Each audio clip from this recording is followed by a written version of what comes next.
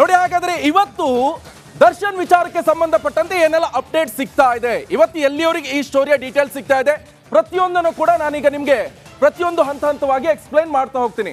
ಈಗ ಸೊರಗಿದ ಸಾರಥಿ ಸತತ 1 ತಿಂಗಳು ಆಗ್ತಾ ಬಂತು, ನೆಟ್ಟಿಗೆ ಊಟ ಆಗ್ತಾ ಇಲ್ಲ, ನೆಟ್ಟಿಗೆ ತಿಂಡಿ ಆಗ್ತಾ ಇಲ್ಲ, ನೆಟ್ಟಿಗೆ ಜೈಲಲ್ಲಿ ಪರಪ್ಪನ ಅಗ್ರಹಾರದಲ್ಲಿ ನಿದ್ರೆ ಕೂಡ ಆಗ್ತಾ ಇಲ್ಲ.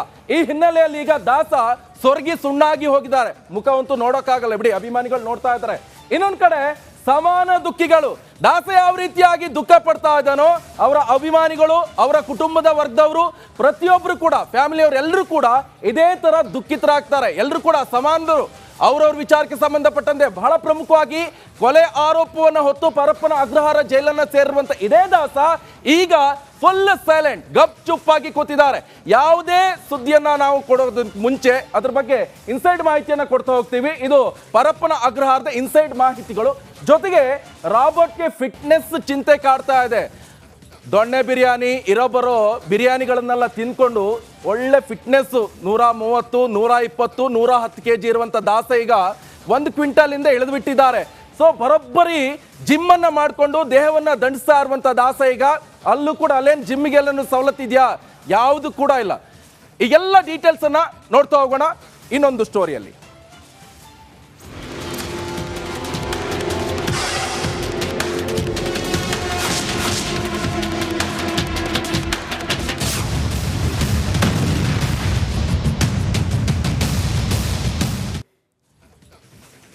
ನೋಡಿ, ಪರಪ್ಪನ ಅಗ್ರಹಾರ ಜೈಲಲ್ಲಿ ದಾಸನ ವನವಾಸ ಯಾವ ರೀತಿಯಾಗಿದೆ. ಜೈಲಲ್ಲಿ ಊಟ ಸೇರ್ತಾ ಇಲ್ಲ, ನಿದ್ದೆ ಬರೋದೇ ಇಲ್ಲ, ಜಿಮ್ಮಿಗೆ ಯಾವುದೇ ರೀತಿಯಾದಂತ ವ್ಯವಸ್ಥೆ ಕೂಡ ಇಲ್ಲ.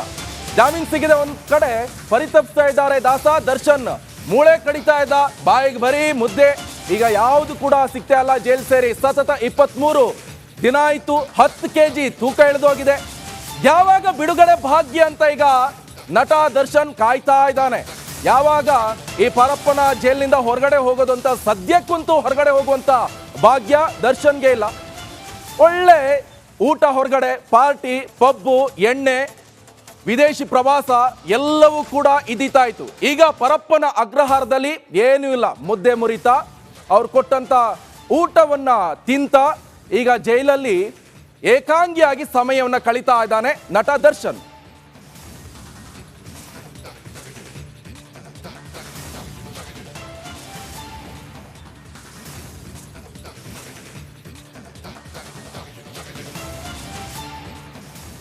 ಇನ್ನು ಪರಪ್ಪನ ಅಗ್ರಹಾರ ಜೈಲಲ್ಲಿರುವಂತ ನಟ ದರ್ಶನ್, ಅಲ್ಲಿನ ಪರಿಸ್ಥಿತಿ ಯಾವ ರೀತಿಯಾಗಿದೆ, ದರ್ಶನ್ ಏನ್ ಹೇಳ್ತಾ ಇದ್ದಾನೆ, ಜೊತೆಗೆ ಆತನಿಗೆ ಊಟದ ವ್ಯವಸ್ಥೆ ಯಾವ ರೀತಿಯಾಗಿದೆ, ಆತ ಯಾವ ರೀತಿಯಾಗಿ ಪರಿತಪಿಸ್ತಾ ಇದ್ದಾನೆ. ಜಿಮ್ ಇಲ್ಲ, ಜೊತೆಗೆ ಸವಿರುಚಿಯಾದಂತ ಊಟ ಕೂಡ ಸಿಗ್ತಾ ಇಲ್ಲ.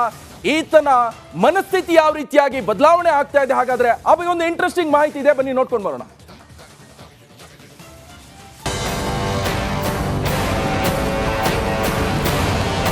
ಜೈಲೂಟ ತಿಂದು ತಿಂದು ಸೊರಗಿ ಸುಸ್ತಾಗಿರುವ ದರ್ಶನ್ ಮನೆಯೂಟಕ್ಕಾಗಿ ಕೋರ್ಟ್ಗೆ ರಿಟ್ ಅರ್ಜಿ ಸಲ್ಲಿಸಿದ್ದಾರೆ.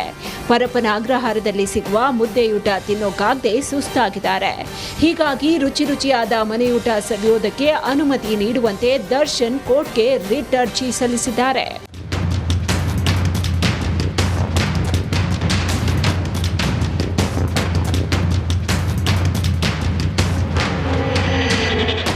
ದರ್ಶನ್ ಸಲ್ಲಿಸಿರುವ ರಿಟ್ ಅರ್ಜಿ ವಿಚಾರಣೆ ಜುಲೈ 18ಕ್ಕೆ ನಡೆಯಲಿದ್ದು, ದಾಸನಿಗೆ ಮನೆಯೂಟ ಸಿಗುತ್ತಾ ಇಲ್ವಾ ನೋಡಬೇಕು. ಈ ಮಧ್ಯೆ ಕಾಟೇರನ ಗೆಳತಿ ಪವಿತ್ರ ಗೌಡ ಕೂಡ ತನಗೂ ಮನೆಯೂಟ ಬೇಕು ಅಂತ ಅರ್ಜಿ ಸಲ್ಲಿಸುವ ಸಾಧ್ಯತೆ ಇದೆ.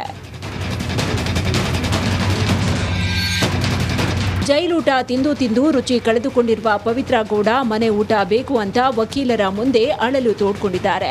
ಹೀಗಾಗಿ ಪವಿತ್ರ ಗೌಡ ಪರ ವಕೀಲರು ಇವತ್ತು ಮನೆ ಊಟಕ್ಕಾಗಿ ರಿಟ್ ಅರ್ಜಿ ಸಲ್ಲಿಸುವ ಸಾಧ್ಯತೆ ಇದೆ. ಜೈಲಿಂದ ಹೊರಗಡೆ ಇದ್ದ ವೇಳೆ 3 ಹೊತ್ತು ರುಚಿಯಾದ ಊಟ ಸೇವಿಸಿ ಮೈ ಕೈ ತುಂಬಿಕೊಂಡು ಬಿಂದಾಸಾಗಿದ್ದ ದರ್ಶನ್ ಹಾಗೂ ಪವಿತ್ರ ಗೌಡ ಫುಲ್ ಸೊರಗಿದ್ದಾರೆ. ಇದೀಗ ಇಬ್ಬರೂ ಮನೆ ಊಟಕ್ಕಾಗಿ ಕಾಯ್ತಾ ಇದ್ದು, ಇದಕ್ಕೆ ಕೋರ್ಟ್ ಏನ್ ಹೇಳುತ್ತೆ ಕಾದ್ ನೋಡಬೇಕು. Bureau report, republic Kannada.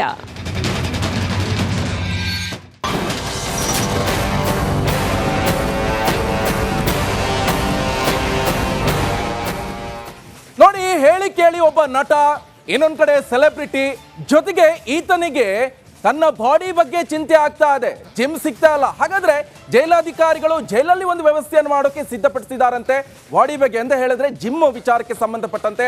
ಹಾಗಾದ್ರೆ ಯಾವ ರೀತಿ, ಬನ್ನಿ ಆ ಬಗ್ಗೆ ಒಂದು ಇಂಟ್ರೆಸ್ಟಿಂಗ್ ವರದಿ ಇದೆ, ಬನ್ನಿ ನೋಡ್ಕೊಂಡು ಬರೋಣ.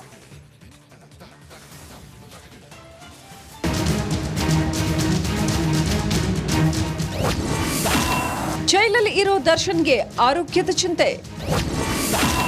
ಜೈಲಲ್ಲೇ ಜಿಮ್ ಮಾಡ್ತಾರ ಕೊಲೆ ಆರೋಪಿ.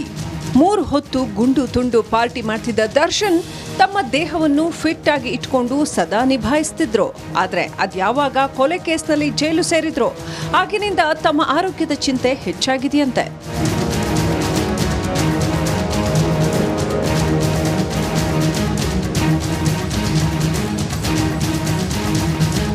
ಹೀಗಾಗಿ ಜೈಲ್ನಲ್ಲೇ ಜಿಮ್ ಮಾಡೋಕೆ ದರ್ಶನ್ ಪ್ಲಾನ್ ಮಾಡ್ತಿದ್ದಾರಂತೆ. ಜಿಮ್ ಮಾಡೋಕೆ ಬೇಕಾದ ವಸ್ತುಗಳನ್ನ ತರಿಸಿಕೊಂಡಿದ್ದಾರೆ ಅಂತ ಹೇಳಲಾಗ್ತಿದೆ. ಜೈಲು ಸಿಬ್ಬಂದಿಗಳ ಜೊತೆ ಸೇರಿ ಕೊಠಡಿಗೆ ಬಂತ ಜಿಮ್ ವಸ್ತುಗಳು ಅನ್ನೋ ಅನುಮಾನ ಕೂಡ ಶುರುವಾಗಿದೆ.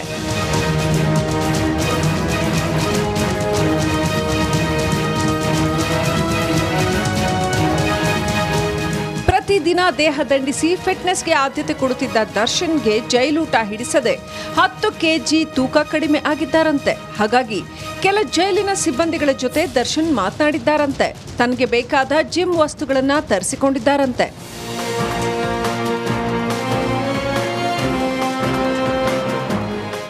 ಇನ್ನು ಪರಪ್ಪನ ಅಗ್ರಹಾರ ಜೈಲಿನಲ್ಲಿ ದುಡ್ಡಿದ್ರೆ ಎಲ್ಲವೂ ಲಭ್ಯವಾಗುತ್ತಾ ಅನ್ನೋ ಪ್ರಶ್ನೆ ಎದುರಾಗಿದೆ. ಈಗಾಗಲೇ ಜೈಲಿನಲ್ಲಿ ರಾಜ್ಯಭಾರ ನಡೆಸ್ತಾ ಇರೋ ಕೆಲವು ರೌಡಿ ಶೀಟರ್ ಮೂಲಕ ದರ್ಶನ್ ಸಂಪರ್ಕ ಸಾಧಿಸುತ್ತಿದ್ದಾರಂತೆ. ಜೈಲಿನಲ್ಲಿ ಅಧಿಕಾರಿಗಳನ್ನ ಮೀರಿ ಮೆರಿತಾ ಇರೋ ರೌಡಿ ಶೀಟರ್ಗಳಿಂದ ಎಲ್ಲವೂ ಸಾಧ್ಯ ಅನ್ನೋ ಮಾತುಗಳು ಕೂಡ ಕೇಳಿಬರ್ತಿವೆ. Bureau report, republic Kannada.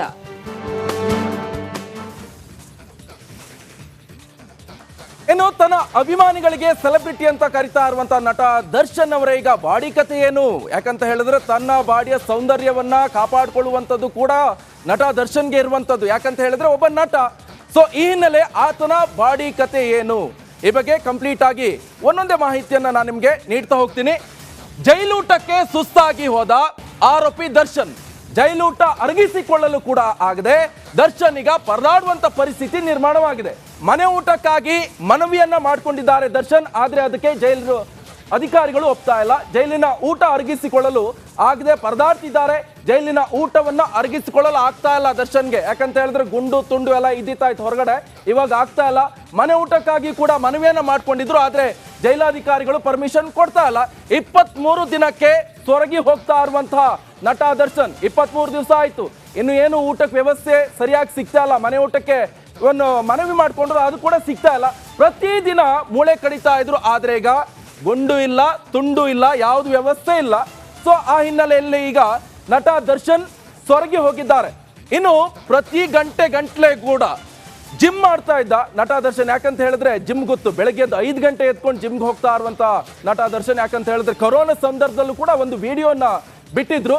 So ಆ ಒಂದು ವಿಡಿಯೋ ಸಖತ್ ವೈರಲ್ ಕೂಡ ಆಗಿದೆ. ಎಲ್ಲೆಲ್ಲಿ ನಾನು ಜಿಮ್ಗೆ ಹೋಗ್ತಾನೆ, ಅದಾದ ನಂತರ ನಾನು ಏನೆಲ್ಲ ಬ್ರೇಕ್ಫಾಸ್ಟ್ ಮಾಡ್ತೀನಿ, ಊಟ ಮಾಡ್ತೀನಿ, ಪ್ರತಿಯೊಂದನ್ನು ಕೂಡ ಹಂತವಾಗಿ ವಿವರಣೆ ಕೊಟ್ಟಿದ್ದಾರೆ. ಸೊ ಆದ್ರೆ ಈಗ ನಟ ದರ್ಶನ್ಗೆ ಇವೆಲ್ಲವೂ ಕೂಡ ಮನವರಿಕೆ ಆಗ್ತದೆ, ಯಾಕಪ್ಪ ನಾನು ಬಂದೆ ಅಂತ. ಎಸ್, ಈ ಬಗ್ಗೆ ಹೆಚ್ಚಿನ ಡೀಟೇಲ್ಸ್ ಅನ್ನ ಪಡೆಯೋಣ. ನಮ್ಮ ಪರಪ್ಪನ ಅಗ್ರಹಾರ ಜೈಲಿನ ಮುಂಭಾಗದಿಂದ ಈ ನಟನ ವಿಚಾರಕ್ಕೆ ಸಂಬಂಧಪಟ್ಟ ನನ್ನ ಕಲೀಗ್ ನವೀನ್ ಕೂಡ ಜಾಯ್ನ್ ಆಗ್ತಾ ಇದ್ದಾರೆ. ನವೀನ್, ಸದ್ಯ ಈಗ ಯಾವ ರೀತಿಯಾಗಿ ದರ್ಶನ್ ಪರಿಸ್ಥಿತಿ ಇದೆ? ಈತನಿಗೀಗ ಬಾಡಿ ವಿಚಾರಕ್ಕೆ ಸಂಬಂಧಪಟ್ಟಂತೆ ಸಾಕಷ್ಟು ಚಿಂತೆ ಕಾಡ್ತಾ ಇದೆ ಅಂತೆ. ಸದ್ಯ ಏನೆಲ್ಲ ಅಪ್ಡೇಟ್ಸ್ ಲಭ್ಯವಾಗ್ತಾ ಇದೆ ದರ್ಶನ್ ವಿಚಾರಕ್ಕೆ ಸಂಬಂಧಪಟ್ಟಂತೆ?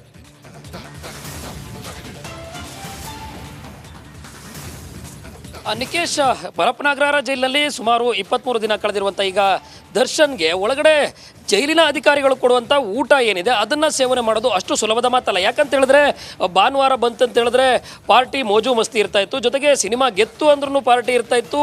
ಹೋದಲ್ಲೆಲ್ಲ ದರ್ಶನ್ಗೆ ಪಾರ್ಟಿ, ಫ್ರೆಂಡ್ಸು ಇವೆಲ್ಲ ಕೂಡ ಮೊದಲಿನ ನಡ್ಕೊಂಡು ಬಂದಿತ್ತು. ಆದರೆ ಈಗ ಜೈಲಿನ 4 ಗೋಡೆಯ ಮಧ್ಯೆ ಏನಿತ್ತು ಆ ಒಂದು ಗೋಡೆಯ ಮಧ್ಯೆ ಇರೋಕ್ಕಾಗದೆ ಅಲ್ಲಲ್ಲಿ ಆಗಾಗ ಅಕ್ಕಪಕ್ಕದ ಬ್ಯಾರಾಕ್ನವ್ರು ಇರುವಂಥದ್ದು, ಜೊತೆಗೆ ಬೇರೆ ಬೇರೆಯವ್ರ ಜೊತೆ ಸೇರೋದು, ಅದರ ಜೊತೆ ಇವಾಗ ಪ್ರಮುಖವಾಗಿ ರಿಪಬ್ಲಿಕ್ ಕನ್ನಡಕ್ಕೆ ಒಂದಷ್ಟು ಎಕ್ಸ್ಕ್ಲೂಸಿವ್ ಆಗಿ ಒಂದಷ್ಟು ಮಾಹಿತಿ ಗೊತ್ತಾಗಿರೋದೇನಂತ ಹೇಳಿದ್ರೆ ಆ ಜೈಲಿನ ಒಳಗಡೆ ಏನು ಪರಪ್ನಗರ ಕೇಂದ್ರ ಕಾರಾಗೃಹ ಅಂತ ಹೇಳಿದ್ರೆ ಅದು ಅಧಿಕಾರಿಗಳ ಕೈವಶದಲ್ಲಿರುವ ಕಾರಾಗೃಹ ಅಲ್ಲ ಅನ್ನೋದು ಎಲ್ಲರಿಗೂ ಕೂಡ ಗೊತ್ತಿರುವಂತ ಮಾತು. ಅಲ್ಲಿ ಇರುವಂತ ಒಂದು ಪ್ರಮುಖ ರೌಡಿ ಶೀಟರ್ಸ್ಗಳೇನಿದ್ದಾರೆ, ಬೆಂಗಳೂರಿನ ಕುಖ್ಯಾತ ರೌಡಿ ಶೀಟರ್ಸ್ಗಳೇನು ಬಂದಿಯಾಗಿ ಬಂದು ಜೈಲಿನಲ್ಲಿದ್ರು, ಇವರ ಒಂದಷ್ಟು ಸಹವಾಸಕ್ಕೆ ದರ್ಶನ್ ಕೂಡ ಹೋಗಿದ್ದಾರೆ ಅನ್ನೋ ಮಾತು ಗೊತ್ತಾಗಿರುವಂಥದ್ದು. ಏನಂತ ಹೇಳಿದ್ರೆ ಆ ಒಂದು ಜೈಲಿನಲ್ಲಿ ಅವರ ಸಹವಾಸವನ್ನ ಮಾಡಿದ್ರೆ ಇಲ್ಲಿ ಈಗ ಏನು ಕಳೆದ ವಾರವೂ ಕೂಡ ರಿಪಬ್ಲಿಕ್ ಕನ್ನಡ ಒಂದು ಸುದ್ದಿಯನ್ನ ಬ್ರೇಕ್ ಮಾಡಿತ್ತು. ಅದೇನಂತ ಹೇಳಿದ್ರೆ ಜೈಲಿನ ಒಳಗಡೆ ದರ್ಶನ್ ಸಿಬ್ಬಂದಿಗಳ ಜೊತೆ ಒಂದಷ್ಟು ಕಿರಿಕನ್ನ ಮಾಡ್ಕೊಂಡಿದ್ರು ಅಂತೇಳಿ. ಅಂತಂದ್ರೆ ಈ ಒಂದು ಕಿರಿಕ್ಗಳು ಯಾವುದು ಬೇಡ ಅಂತ ಹೇಳಿದ್ರೆ ಅಲ್ಲಿ ಯಾರು ತಮ್ಮ ಒಂದು ಒಳಗಡೆ ಅವರ ದರ್ಬಾರ್ ಏನ್ ನಡೆಯುತ್ತೆ ಅಂತ ಒಂದು ರೌಡಿ ಶೀಟರ್ಗಳ ಸಹವಾಸಕ್ಕೆ ಹೋದ್ರೆ ತನಗೆ ಪ್ರತಿದಿನ ಬೇಕಾದಂತ ಜಿಮ್ಗೆ ಬೇಕಾದಂತ ವಸ್ತುಗಳೇನಿರ್ಬೋದು ಅಥವಾ ವ್ಯಾಯಾಮ ಮಾಡೋದಕ್ಕಿರ್ಬೋದು, ದೇಹವನ್ನ ದಂಡಿಸೋದಕ್ಕೆ ಏನೇನ್ ಬೇಕೋ ಅದೆಲ್ಲವನ್ನ ತನಗೆ ಬೇಕಾದಂತೆ ಮಾಡ್ಕೊಳ್ಳೋಕೆ ದರ್ಶನ್ ಥ್ಯಾಂಕ್ ಯು ನವೀನ್. ನಿಮ್ಮೆಲ್ಲ